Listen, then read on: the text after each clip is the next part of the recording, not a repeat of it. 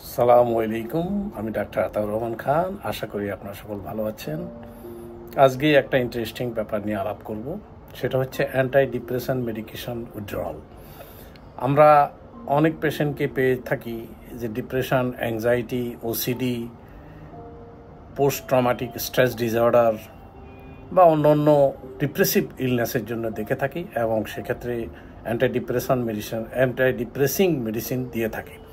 এই মেডিকেশনের বিভিন্ন ধরনের মেডিকেশন আছে, যেমন SSRI, norepinephrine, serotonin reuptake inhibitor, tricyclic antidepressant বা অন্য অ্যান্টিডিপ্রেসেন্ট মেডিকেশন দিয়ে থাকি। অ্যান্টিডিপ্রেসেন্ট মেডিকেশন কাজ করতে একটু সময় লাগে, তবে যখনই কাজ করে তখন patient will start feeling better এবং পেশেন্ট মনে করে আমার আর কিছু করার নেই, তখন ওষুধটা নিজের থেকেই ছেড়ে দেয়। আমি দেখেছি বেশিরভাগ আমার প্র্যাকটিসে দেখেছি যে বেশিরভাগ পেশেন্টই ওষুধগুলো নিজের থেকেই বন্ধ করে দেয়।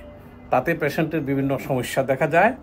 পেশেন্ট কল করে যে স্যার আপনি ওষুধটা দিয়েছেন, খুব ভালো কাজ করেছে, আমি মনে করছি আমি ভালো হয়ে গেছি, তারপর ওষুধটা আমি বন্ধ করে দিয়েছি। বন্ধ করে দেওয়ার পরে কি কি সিমটম থাকতে পারে ওই পেশেন্টের অনুযায়ী বলছি।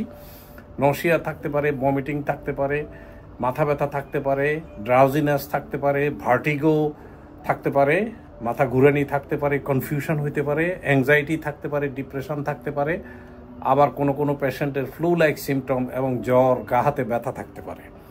এই সমস্ত সিমটমগুলো পেশেন্ট নিজেই ক্রিয়েট করলো, অর্থাৎ ওষুধটা নিজের থেকেই বন্ধ করে দিয়েছে, 2টা দিন সবুর করে নেয়, যা ডক্টরকে কল করে নেয়, নিজেই বন্ধ করে দিয়েছে। এই ক্ষেত্রে পেশেন্টের করণীয় ছিল to taper off the medication and consult with the practising doctor.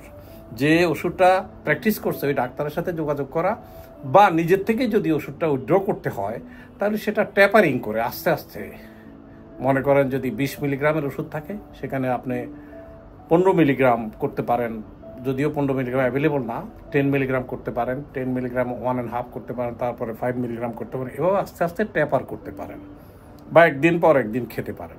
এভাবে হঠাৎ করে বন্ধ করে দেওয়ার পরে ডিপ্রেসিভ ইলনেসটা অনেক সময় রেজিস্ট্যান্ট হয়ে যায়, অর্থাৎ ঠিকমতো কাজ করে না মেডিসিনটা। কারণ first of all anti depressive medication কিন্তু রাইট ওয়ে যে প্যারাসিটামলের মতো কাজ করে না। আপনার মাথা ব্যথা হলো, ঘা ব্যথা হলো, দাঁতের ব্যথা হলো, প্যারাসিটামল ট্যাবলেট বা টাইলিনল ট্যাবলেট 1-2টা খেয়ে নিলেন, ভালো হয়ে গেলেন। অ্যান্টি ডিপ্রেসিভ মেডিকেশনে কিন্তু এভাবে একটা রেগুলার একটা ডিউরেশনে খেতে হয়। সেটা only prescribe and with the direction of your physician. সুতরাং আপনারা যারা ডিপ্রেশন, অ্যাংজাইটি, ওসিডি, PTSD বা অন্যান্য ডিপ্রেসিভ মুডনেস বা ডিপ্রেসিভ ইলনেসে ভুগে থাকেন, তাদের কাছে আমার আবেদন যে মেডিকেশনটা আপনি রেগুলার ডাক্তার সাহেব যেভাবে বলেছে এভাবে খেতে থাকেন।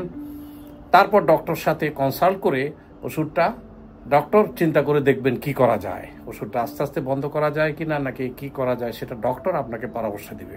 তাহলে আপনার বেহুদা এই যে সিমটম, এই জিনিসগুলো আর আপনার হতো না। ডিপ্রেশন একটা কমন জিনিস, আমাদের কালচার বা ওয়েস্টার্ন কালচারও দেখেছি depressive illness is extremely common. Western কালচারে প্রতি 10টা পেশেন্টে একটা ডিপ্রেশন আমি পেয়েছি যখন আমেরিকায় প্র্যাকটিস করেছি। ইরানেও প্র্যাকটিস করার সময় দেখেছি অনেক পেশেন্টকে ডিপ্রেসড। আমাদের দেশেও ডিপ্রেশন, ক্লিনিক্যাল ডিপ্রেশন আছে, অনেকেরই আছে, কিন্তু সেক্ষেত্রে ধরা পড়ছে না, কারণ ঠিকমতো ডায়াগনোসিস হচ্ছে না। ক্লিনিক্যাল ডিপ্রেশন আর ডিপ্রেশন কিন্তু সেম নয়। ডিপ্রেশন আপনার থাকতে পারে, মেন্টালি মানসিক মুড ওঠানামা করতেই পারে, যে কারো করতে পারে, যে কোনো কিছু নিয়ে চিন্তা, অ্যাংজাইটি থাকতে পারে, সেটার জন্য ওষুধ খাওয়ার দরকার নেই, সেটার জন্য কাউন্সিলিংই যথেষ্ট। কিন্তু মেজর ডিপ্রেসিভ ডিসঅর্ডার বা OCD, obsessive compulsive disorder, anxiety neurosis, anxiety disorder, panic disorder, এই সমস্ত ক্ষেত্রে ডক্টরের পরামর্শ মোতাবেক অবশ্যই ওষুধ খাবেন এবং ওষুধ আস্তে আস্তে স্লো ডাউন করবেন এবং উইন অফ করবেন। আশা করি আপনারা এই ভিডিওগুলো ফলো করবেন, মাত্র কয়েক মিনিটের ভিডিও, এবং শেয়ার করবেন যদি আপনারা যদি উপকৃত হয়ে থাকেন। ঠিক আছে, ভালো থাকেন সবাই, আবার দেখা হবে কোনো এক সময়।